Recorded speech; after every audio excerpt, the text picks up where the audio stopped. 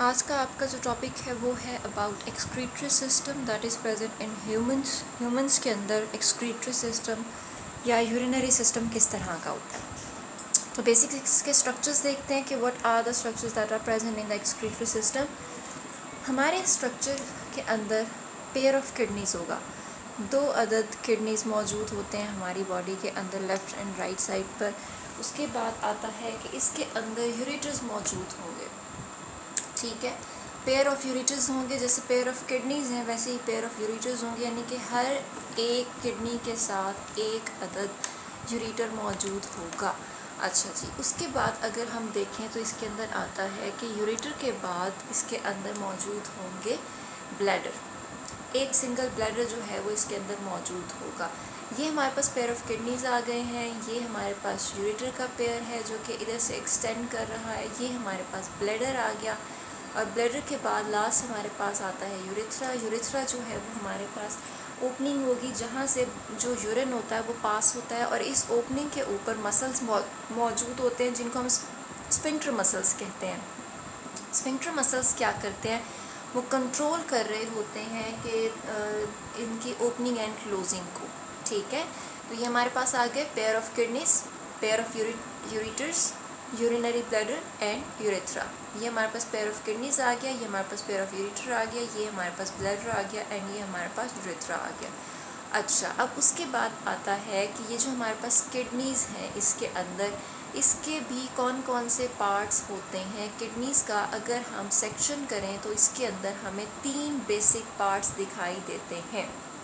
ये जो आउटर है, आउटर वाले को हम कहते हैं ये कॉर्टेक्स है, ठीक है। Outer portion of the kidney is called cortex, inner portion of the kidney is called medulla. और ये जो कॉर्टेक्स है और ये जो मेडुला है, इनके अंदर से जो वेस्ट बाहर आता है वो सारे का सारा वेस्ट फिल्टर, ब्लड फिल्टर होने के बाद जो वेस्ट आता है वो आ जाता है इस वाले एरिया के अंदर। इसको हम कहते हैं पेल्विस। टेम्पोरेरली उस वेस्ट को यहाँ पर स्टोर कर लिया जाता है, पेल्विस के अंदर भेज दिया जाता है, एंड आफ्टर दैट उसको हम यूरेटर्स के थ्रू ब्लैडर के अंदर भेज देते हैं। अब यहाँ पर किडनीज़ के अंदर यहाँ पे जो फिल्ट्रेशन हो रही है कॉर्टेक्स के एरिया में और मेडुला के एरिया के अंदर जो फिल्ट्रेशन होती है उसको कौन देख रहा है, उसको कौन कर रहा है, तो वहाँ पे हम कहते हैं कि हमारा जो बेसिक यूनिट मौजूद होगा यहाँ पे वो क्या होगा, नेफ्रॉन है। ये अगर आप देखें तो ये एक नेफ्रॉन का स्ट्रक्चर जो है वो मैंने ड्रॉ किया है। एक नेफ्रॉन आपको इस तरह का दिखता होता है और ये इधर किडनीज़ के अंदर मौजूद होते हैं। किडनीज़ के अंदर जो ये मौजूद होते हैं ये कॉर्टेक्स के एरिया में भी मौजूद होंगे, ये मेडुला के अंदर भी मौजूद होंगे। अब वो nephron which are present in the cortical area उनको हम कॉर्टिकल नेफ्रॉन कहते हैं, और वो nephron which are present in the medulla, inner medulla अंदर की तरफ मौजूद होंगे, उनको हम जस्टा मेडुलरी नेफ्रॉन कहते हैं। समटाइम्स ऐसा होता है कि आपके कॉर्टिकल एरिया से स्टार्ट होता है नेफ्रॉन और वो एक्सटेंड कर रहा होता है डीप इनटू द मेडुला, उसको हम जस्टा मेडुलरी नेफ्रॉन कहते हैं। That extends from outer cortex to deep in the medulla, उसको हम कहते हैं जस्टा मेडुलरी नेफ्रॉन, ठीक है। अभी हमने कॉन्सेप्ट देखा नेफ्रॉन का। नेफ्रॉन बेसिकली क्या चीज़ है, नेफ्रॉन जो है वो हमारे पास बेसिक एक्सक्रीटरी यूनिट होता है ह्यूमंस के अंदर।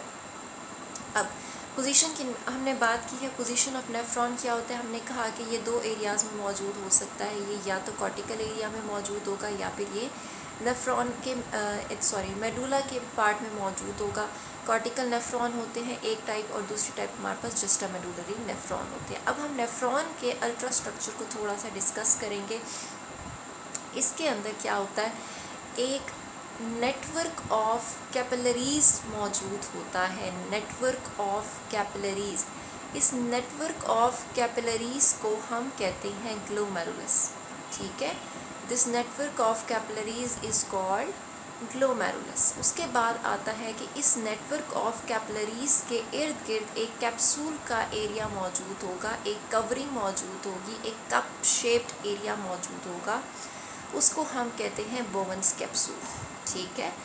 The part of the nephron which surrounds the capillaries, which surrounds the glomerulus is called as Bowman's capsule. ये हमारे पास आ गया बोवेन्स कैप्सूल। अब जो ब्लड है वो इधर तक पहुंचाने के लिए हमें आर्टरीज़ की ज़रूरत पड़ती है। आर्ट्रियोल्स यहाँ पर हमारी हेल्प कर रहे होते हैं।